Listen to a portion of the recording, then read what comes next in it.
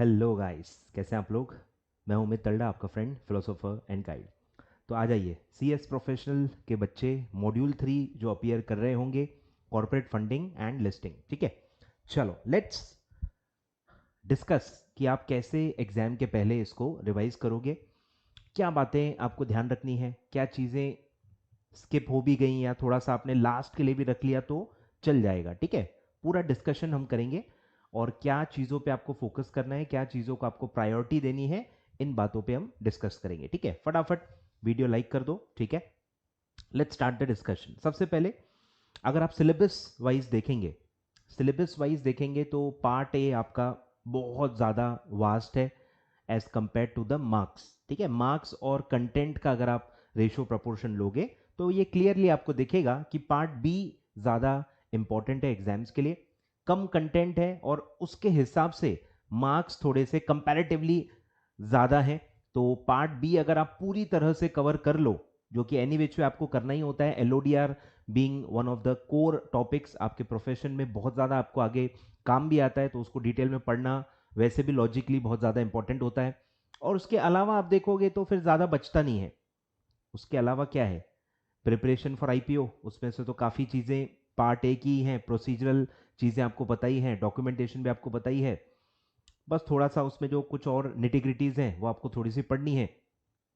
International listing अच्छे से पढ़ना है, उसमें भी बहुत ही लिमिटेड कंटेंट है, बहुत ही लिमिटेड कंटेंट है। ठीक है, आप मतलब नंबरिंग देके बिल्कुल काउंट कर सकते हो, इतनी मतलब लिमिटेड चीज़ें उसके अंदर है इंटरनेशनल लिस्टिंग में।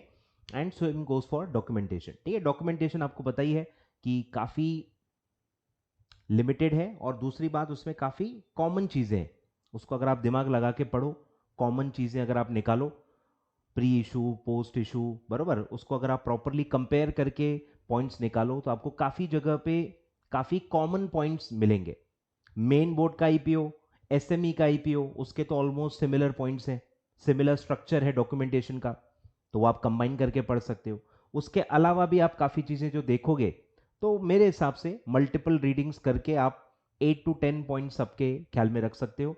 और 5 मार्क का क्वेश्चन आता है तो आप 10 पॉइंट्स के लिए टारगेट रख सकते हो। अगर 20-25 पॉइंट्स भी हैं, स्टिल आपको 10 या 12 पॉइंट्स ही लिखने हैं, 20-20 पॉइंट लिखने की वैसे भी कोई जरूरत नहीं होती है 5 मार्क्स के लिए। ठीक है, 5 मार्क्स का अगर क्वेश्चन आता है तो आपको 10-12 पॉइंट्स पे लिमिट रखना है मेरे हिसाब से। ठीक है, तो पार्ट बी हमेशा आपको पहले पढ़ना है और पहले लिखना है। पार्ट बी पे ही फोकस करो, पार्ट बी का जितना ज्यादा कवरेज आप कर पाओ उतना अच्छा है। और पार्ट बी का मैं एटलीस्ट कह रहा हूं कि आपकी जो मार्किंग का रेशो है वो थोड़ा ज्यादा रखो। देखो, पूरे पेपर में तो आप 5 में से 4, 5 में से 4, 5 में से 4 नहीं ला पाओगे, ये तो आपको पता है। काफी जगह पे आपको 5 में से 2, 4 में से 1.5, 1 ऐसा मिलने ही वाला है। पार्ट ए में वही चलते रहता है, बहुत ही जनरल मार्किंग है। तो पार्ट बी ही है जो आपको बचा सकता है, जो आपको एवरेज मार्किंग से कुछ कुछ ज्यादा आंसर, ज्यादा मार्किंग दे सकता है, क्योंकि काफी देखे दिखाए पढ़े पढ़ाए क्वेश्चन पार्ट बी में एटलीस्ट आपको मिलेंगे। पार्ट बी में अगर आपने पूरा कवर किया, LODR को पूरा कवर कर लिया मॉड्यूल से, इंटरनेशनल लिस्टिंग प्रॉपर कवर कर लिया, डॉक्यूमेंटेशन प्रॉपर कवर कर लिया, तो उसमें मुझे नहीं लगता कि कोई सरप्राइज एलिमेंट है। देखा दिखाया ही पूरा पेपर आता है और अगर आप उसको पहले पढ़ो, पहले लिखो, तो उसमें मुझे लगता है कि 5 में से 4, 5 में से 4, ये जो थोड़ी सी हायर मार्किंग चाहिए आपको 50 क्रॉस करने के लिए, एग्जाम्शन अगर आपको लेना है 55 to 60 मार्क्स आपको लेना है, तो वो बूस्ट आपको पार्ट बी ही दे पाएगा। पार्ट ए में थोड़ा सरप्राइज होता ही है, पार्ट ए थोड़ा सा लेंदी भी है। तो पार्ट ए थोड़ा सा ऐसा नहीं है जिसको आप डोमिनेट कर पाओ, जिसपे आप अटैक कर पाओ। पार्ट बी ही है जो थोड़ा सा लिमिटेड है, वहां थोड़ा एक्स्ट्रा टाइम अगर आप दे दो, थोड़ा अगर आप एक्स्ट्रा टाइम दे दो तो वहां पे आपका फायदा जरूर होगा। तो ज्यादा टाइम थोड़ा सा फोकस पार्ट बी पे रखें, प्रायोरिटी वाइज उसको पहले रखें, टाइम भी थोड़ा सा एक्स्ट्रा डिवोट करें, ज्यादा से ज्यादा बार उसको पढ़ें, ताकि जो जो क्वेश्चंस आपके देखे दिखाए पढ़े पढ़ाए आ जाए तो उसमें आपको 5 में से 4 ही मिलने चाहिए।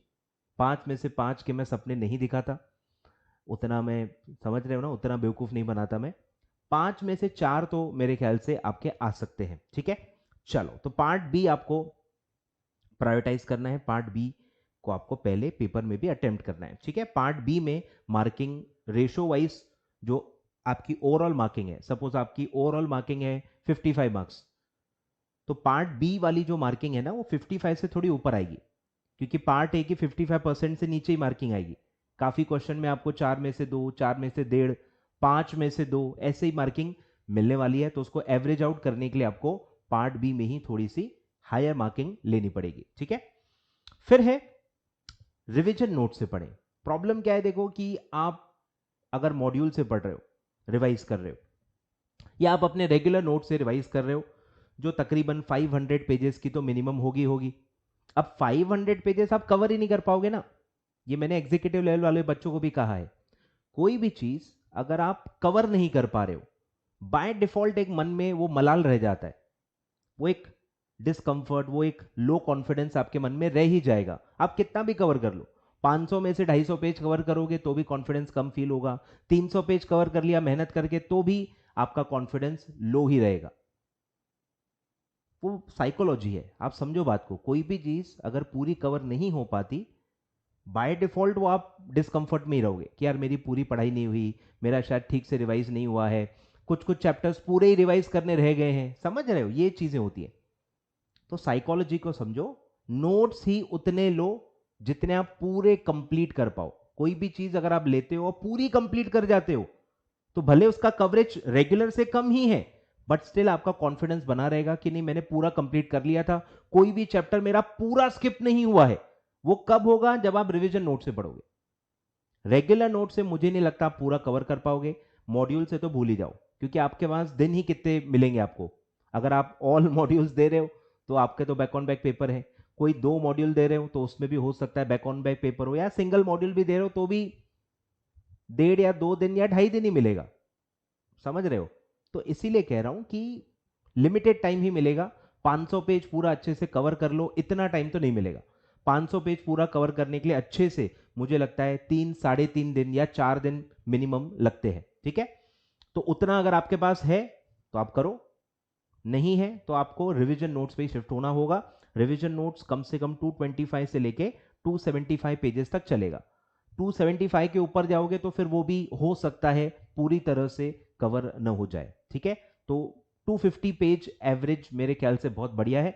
250 या मतलब 225 से नीचे बिल्कुल भी नहीं होनी चाहिए, बहुत ही कम कवरेज भी नहीं होना चाहिए, और बहुत मतलब 300 पार भी नहीं होने चाहिए। 200 टू 300 आप मान सकते हो। 250 एवरेज मेरे ख्याल से बेस्ट है, मतलब बैलेंस्ड होगा, बहुत ज़्यादा भी नहीं बहुत कम भी नहीं, बैलेंस्ड वेटेज मेरे ख्याल से 250 पेजेस का रहेगा, ठीक है। तो रिवीजन नोट से पढ़ें ताकि पूरा कवर हो जाए और थोड़ा कॉन्फिडेंस लेवल बना रहे।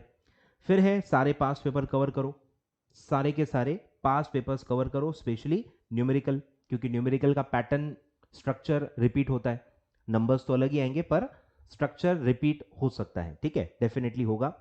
तो आपको सारे पास पेपर अच्छे से कवर करने हैं। सारे पास पेपर मैंने कवर करवाए हुए हैं, सारे पास पेपर के numericals and case study based questions सारे मैंने आपको कवर करवा के दे दिए हैं। उसका कॉम्पाइलेशन वाला यूट्यूब वीडियो भी डाला हुआ है, लिंक मैं डिस्क्रिप्शन में दे देता हूं। जिन्होंने अभी तक नहीं कवर किए हैं, फटाफट आप 1.5 टाइम्स की स्पीड में उसको फटाफट कवर कर सकते हो, ठीक है। चलो, फिर है कवर अमेंडमेंट्स। अमेंडमेंट्स कुछ इंपॉर्टेंट है, और अमेंडमेंट्स अगर आप देखोगे पिछले 2-3 पेपर देखोगे, अमेंडमेंट्स आ रही हैं, स्पेसिफिक अमेंडमेंट क्वेश्चंस आ रहे हैं, सर्कुलर बेस्ड क्वेश्चन भी एकाध एकाध आया हुआ है। इसीलिए कह रहा हूं जून 23 के अमेंडमेंट्स पूरे अच्छे तरह से कोशिश करो कवर करने के। जो रेगुलेशन बेस्ड अमेंडमेंट है वो तो आपको पूरा कवर करना ही है, सर्कुलर्स भी कोशिश करने हैं कि एक बार आप एटलीस्ट एक रीडिंग मार के जाओ, ताकि उस पर अगर क्वेश्चन आ जाए तो एटलीस्ट आप कुछ तो ढंग का लिख के आ पाओ, ठीक है। तो वो भी कवर किए हुए हैं, ठीक है। अमेंडमेंट्स के भी वीडियो डले हुए हैं, लिंक मैं डिस्क्रिप्शन में दे देता हूं। आप नहीं देख पाए हो अभी तक तो अभी भी देख लो। मेरे हिसाब से एक आध क्वेश्चन बनता है, पिछले अटेम्प्ट में भी एक क्वेश्चन आया था, स्पेशल सिचुएशन फंड का अमेंडमेंट था, उस पर आया था, आई थिंक एक और आया था, तो 1 या 2 क्वेश्चन भी आ सकते हैं। तो और इस बार अमेंडमेंट भी अच्छा है, सोशल स्टॉक एक्सचेंज का अमेंडमेंट है, और उसमें साइमल्टेनियस अमेंडमेंट आईसीडीआर में भी है, एलओडीआर में भी है, इसीलिए बहुत इंपॉर्टेंट है। या तो पार्ट ए में आएगा या तो पार्ट बी में आएगा, एक आध क्वेश्चन तो मुझे लग रहा है कि बनता है, पूछना चाहिए। मैं पेपर सेट करता तो मैं तो पूछता, क्योंकि अच्छा अमेंडमेंट है, दोनों जगह है, पार्ट ए पार्ट बी में भी है, और भी सर्कुलर्स हैं, तो मेरे हिसाब से आप कवर करके जाओ। झटका नहीं लगेगा आपको, नहीं तो झटका लग सकता है, ठीक है। फिर है सारे लिमिट्स कवर करो, ठीक है। पिछले अटेम्प्ट में ही आपने देखा होगा दिसंबर 22 पेपर में कि लोन एंड एडवांसेस पे, इन्वेस्टमेंट्स पे क्वेश्चन आ गया था, लिमिट बेस्ड था, और वो लिमिट मेरे लिमिट की नोट्स में कवर भी था। अब प्रोफेशनल लेवल पे आपको कोई रेडीमेड क्वेश्चन तो नहीं मिलेगा, इतनी तो आपकी लो एक्सपेक्टेशन रखो आप कि सर आप क्वेश्चंस दे दो। अरे क्वेश्चन कोई नहीं दे सकता, आपको हम थ्योरी बता सकते हैं, लिमिट्स बता सकते हैं, अप्लाई तो आपको ही करना पड़ेगा। अब अगर आपको बेस निकालते नहीं आता, equity share capital plus reserves and surplus plus securities premium, ये अगर ये बेस कैलकुलेट करके एक नंबर से मल्टीप्लाई करके कैलकुलेशन नहीं आ पा रही है आपको, तो फिर आप प्रोफेशनल तक पहुंचे भी कैसे, ये भी एक सवाल उठना चाहिए। क्योंकि एग्जीक्यूटिव में आप कंपनी लॉ पढ़ चुके हो, सिक्योरिटी लॉ पढ़ चुके हो, अकाउंट्स पढ़ चुके हो, कैलकुलेशंस आपको कंफर्टेबल होनी चाहिए, आपको पता होना चाहिए रिजर्व्स एंड सरप्लस में क्या आता है क्या नहीं आता है। लिमिट्स अगर अच्छे से पड़ी हुई है तो उसका बेस आपको अच्छे से याद होगा ही होगा कि उसमें क्या आता है क्या नहीं आता, बस यही आपको ख्याल में रखना है और उसको बस अप्लाई कर देना है। क्लियर है क्या? तो सारे लिमिट्स अच्छे से कवर करो, लिमिट्स की सेपरेट नोट्स मेरे वेबसाइट पे अवेलेबल है। और भी है, देखो लिमिट्स की कोई लिमिट नहीं होती, छोटे छोटे छोटे छोटे अगर आप देखोगे तो बहुत लिमिट्स हैं, बट उस पर क्वेश्चन भी तो बनना चाहिए ना। 5 मार्क का क्वेश्चन बनाना है तो कोई एकदम चिल्लर सी छोटी सी लिमिट पे तो नहीं बनेगा, अच्छी खासी बड़ी लिमिट है जिसमें अच्छा खासा कैलकुलेशन है, बेस का अगर उसमें अच्छा खासा प्रॉब्लम है तो वो हम सोच सकते हैं ना कि उस पर क्वेश्चन बनेगा। तो मेरे तरफ से मैंने एक बना के दी है, आप लेकिन पढ़ते पढ़ते पढ़ते पढ़ते ही अगर आप ध्यान दे दोगे, पढ़ते पढ़ते ही अगर आप ध्यान दे दोगे कि यार ये तो लिमिट है, ये percentage of this minimum maximum, ऐसा अगर आप पढ़ते पढ़ते ही आपको आ रहा है तो दिमाग खोल के पढ़ो ना, वहीं हाईलाइट कर लो भाई एक लिमिट है, इस पे हो सकता है लिमिट बेस्ड क्वेश्चन आ जाए। पढ़ते पढ़ते ही क्यों ना ध्यान दिया जाए, क्या प्रॉब्लम है उसमें? प्रॉब्लम क्या है? पढ़ तो रहे हो ना, पूरा रिवाइज कर रहे हो, पूरा सिलेबस पढ़ रहे हो, सारे शॉर्ट नोट्स पढ़ रहे हो, तो कहाँ कहाँ लिमिट आ रही है ये भी आप नोटिस तो कर ही लोगे, उसको बस अलग से हाईलाइट कर लो और एक बार अलग से पढ़ लो नोट्स में, ठीक है। तो वो मेरे ख्याल से लिमिट्स आप कवर कर लो, और लिमिट बेस्ड केस स्टडी आ गई तो उसको आपको टैकल करते आना चाहिए। ये भी मतलब सरप्राइज नहीं मिलना चाहिए आपको, लिमिट पड़ी हुई है तो आप पैनिक नहीं करोगे, लिमिट ही याद नहीं आ रही तो बड़ी प्रॉब्लम है, ठीक है। और वो लिमिट ऐसे ही याद नहीं आती, इतने सारे लिमिट्स, इतने सारे नंबर्स पूरे आपके सिलेबस में है, एवं ही खुद ही याद नहीं आ जाएगा, आपको अलग से एफर्ट पुट ऑन करना ही पड़ेगा। तो अलग से अगर आप लिमिट्स पढ़ के जाओगे और अगर उस पर आ जाता है क्वेश्चन तो आप टैकल कर लोगे, ठीक है। फिर कुछ टॉपिक्स ऐसे हैं जहां पे आपको मल्टीपल रीडिंग्स करनी ही पड़ेगी, जैसे आप बाकी पूरा सिलेबस एक बार या दो बार पढ़ के जा रहे हो, ये भी अगर आप एक बार या दो बार पढ़ के जाओगे तो आपको रिकॉल नहीं होगा, क्योंकि ये सारी चीजें याद करने वाली है, काफी चीजें इसमें याद करने वाली है। ये कंसेप्ट बेस्ड नहीं है कि आपको एक एक करके एक एक पॉइंट आराम से बढ़िया रिकॉल हो जाएगा, वो कंसेप्ट बेस्ड में होता है, ये अलग है, ठीक है। तो डॉक्यूमेंटेशन, एक या दो क्वेश्चन मिनिमम डॉक्यूमेंटेशन के अभी भी आ ही रहे, और लिमिटेड चीजें काउंट कर सकते हो, नंबरिंग दे सकते हो भाई 15 12 इतने ही पॉइंट्स हैं, इतने ही मतलब टॉपिक्स हैं डॉक्यूमेंटेशन के, उसके अंदर भी आप देखोगे तो काफ़ी जगह पे काफ़ी पॉइंट्स कॉमन दिखेंगे। तो इसको आपको मल्टीपल टाइम रीड करना है, मल्टीपल मतलब भाई दो से तो ज़्यादा ही करना है, इसको मैं एक नंबर नहीं दे सकता। आप एग्जीक्यूटिव की तरह, बच्चों की तरह ये सवाल मत करना सर कितनी, टाइम जितना है ना, सबके पास टाइम अलग है, कोई सिंगल मॉड्यूल वाला है, कोई 2 का है, कोई 3 का है, मैं एक नंबर नहीं बता सकता, समझो बात को, प्रोफेशनल में हो आप, तो आपके टाइम अवेलेबिलिटी के हिसाब से देखो बस। मल्टीपल का मतलब है दो से ज्यादा, भाई बाकी सिलेबस जितने बार आप पढ़ रहे हो ना उससे ज्यादा बार पढ़ना है, तो 2 बार अगर आप बाकी सिलेबस पढ़ रहे हो तो इसको 3 बार 4 बार, जितना टाइम ज्यादा मिले उतने बार कोशिश करो कि ज्यादा बार इसको आप रिवाइज करो, ताकि आप एज इट इज बढ़िया जितना हो सके एक्यूरेटली आप लिख के आ पाओ, और वहां पे एटलीस्ट आपकी मार्किंग अच्छी आनी चाहिए, ठीक है। तो डॉक्यूमेंटेशन पूरा आपको अच्छे से पढ़ना है मल्टीपल टाइम्स। फिर कॉम्प्लायंस कैलेंडर बेस्ड भी क्वेश्चन आते ही रहते हैं, बहुत ही क्रीम पोर्शन है मुझे लगता है, काम धंधे छोड़ के 10 बार कॉम्प्लायंस कैलेंडर पढ़ लो, 10 बार पढ़ लो ना, है ही कितना भाई, है ही कितना कॉम्प्लायंस कैलेंडर एसएमई और मेन बोर्ड का मिला के, है ही कितना, 10 बार पढ़ के जाओ, क्वेश्चन आ गया 5 मार्क का तो 5 में से 4 तो आने ही चाहिए, समझ रहे हो क्या? ऐसे क्रीम चीजें छोड़ो मत, कॉम्प्लायंस कैलेंडर क्रीम है, मेरे ख्याल से काफी बार क्वेश्चन आया है और आ ही रहा है, और बहुत ही लिमिटेड है, और पूरा एलओडीआर ड्रिवन है। अगर आपने एलओडीआर पढ़ा है तो आपको तो समझा ही हुआ होगा ना, डेट्स बस आपको याद करनी है, फ्रीक्वेंसी आपको मन में बिठानी है, वो 5-10 रीडिंग के बाद बैठ जाती है, कि नहीं ये क्वार्टरली में है, नहीं ये हाफ ईयरली में, नहीं ये एनुअली है। काफी चीजें लॉजिकली भी याद हो जाती है। फाइनेंशियल स्टेटमेंट्स भाई क्वार्टरली भी है, एनुअल में भी है, एनुअल रिपोर्ट तो एनुअली होती है, समझ रहे? ऐसे लॉजिक अगर आप पकड़ोगे ना, काफी चीजें आपको अपने आप बैठ जाएगी दिमाग में, ठीक है। तो कॉम्प्लायंस कैलेंडर सबसे क्रीम है मेरे हिसाब से। जितना ज्यादा बार आप पढ़ के जाओ अच्छा है, और अगर आ गया तो 5 में से 4 तो बनने चाहिए। फिर लिमिट्स जो मैं ऑलरेडी आपको बता चुका हूं। फिर अलग से आपको पढ़ते पढ़ते ध्यान देना है सारे एलिजिबिलिटी क्राइटेरिया, कम से कम 10-12 एलिजिबिलिटी क्राइटेरियाज आपके सिलेबस में होंगे। एनसीएस का होगा, फिर आपका आईसीडीआर में सारे एलिजिबिलिटी क्राइटेरियाज हैं अलग अलग प्लेटफॉर्म्स के, फिर एलओडीआर में है, फिर आपका सिक्योरिटाइज्ड एसडीआई में है, सिक्योरिटाइज्ड डेट इंस्ट्रूमेंट में है, सिक्योरिटी रिसीट्स में है, एनसीएस में वही एनसीआरपीएस वो दोनों आ गया, ठीक है। तो ऐसे आप देखोगे अगर एलिजिबिलिटी क्राइटेरियाज, एलिजिबिलिटी कंडीशंस अलग से पढ़ो, एक आध क्वेश्चन आता ही है, या तो डायरेक्ट आएगा या तो केस स्टडी फॉर्म में आ जाएगा। एलिजिबिलिटी क्राइटेरियाज आपको अलग से कवर करने हैं, पढ़ते पढ़ते ही आपके नोट्स में ऑलरेडी कवर्ड है। अब अगर आपके पास मेरी पॉकेट बुक है तो पॉकेट बुक में मैंने सब अलग से दिया हुआ है। पॉकेट बुक में इंपॉर्टेंट शॉर्ट नोट अलग से हैं, एलिजिबिलिटी क्राइटेरिया अलग से हैं, डेफिनेशन अलग से हैं, कॉम्प्लायंस कैलेंडर अलग से हैं, न्यूमेरिकल अलग से, सब पास पेपर के। तो आपके पास अगर पॉकेट बुक है वो आप डेफिनेटली यूज करो, बनाइए उसी के लिए, बनाइए उसी के लिए कि आपको अलग से एक जगह मिल जाए, टाइम आपका वेस्ट ना हो ढूंढने में और आप मल्टीपल टाइम्स उसको पढ़ पाओ। तो अगर आपके पास है तो आप उसी से पढ़ो, ठीक है। तो आपको मतलब अलग से मेहनत करने की जरूरत नहीं है, आपके पास ऑलरेडी अवेलेबल है, आप उसको बस पढ़ते जाओ, ठीक है। फिर कवर और प्रोसीजर क्वेश्चंस, ठीक है। प्रोसीजर क्वेश्चंस होते हैं, स्वेट इक्विटी का प्रोसीजर, ईसॉप स्कीम का प्रोसीजर, इवन इन्वेस्टमेंट्स उसका चैप्टर 11 में उसका भी प्रोसीजर है। काफी जगह पे आप देखोगे प्रोसीजर्स है, बोनस इशू का प्रोसीजर है, राइट इशू का प्रोसीजर है, प्रोसीजरल प्रोसीजर्स काफी जगह आपको दिए हुए हैं और क्वेश्चन आते भी हैं कभी कभार। तो प्रोसीजर्स भी एक बार अलग से अच्छे से पढ़ के जाओ, उसको सीक्वेंस बिठा लो, क्योंकि प्रोसीजर में सीक्वेंस इंपॉर्टेंट होता है। कुछ भी लिख के आ जाओगे तो मार्क्स सही नहीं मिलेंगे। प्रोसीजर होता है भाई, कुछ अप्रूवल्स वाले पॉइंट है तो पहले आएगा, कुछ फाइलिंग्स होते हैं, कुछ वो होता है तो वो बाद में आता है, समझ रहे हो? एक फ्लो होता है प्रोसीजर का, वो थोड़ा सा 2-3 बार पढ़ के ही दिमाग में बैठता है, ठीक है। फिर है ऑपरेटिंग साइकिल के क्वेश्चंस आप कवर कर लो एफएम के बुक से।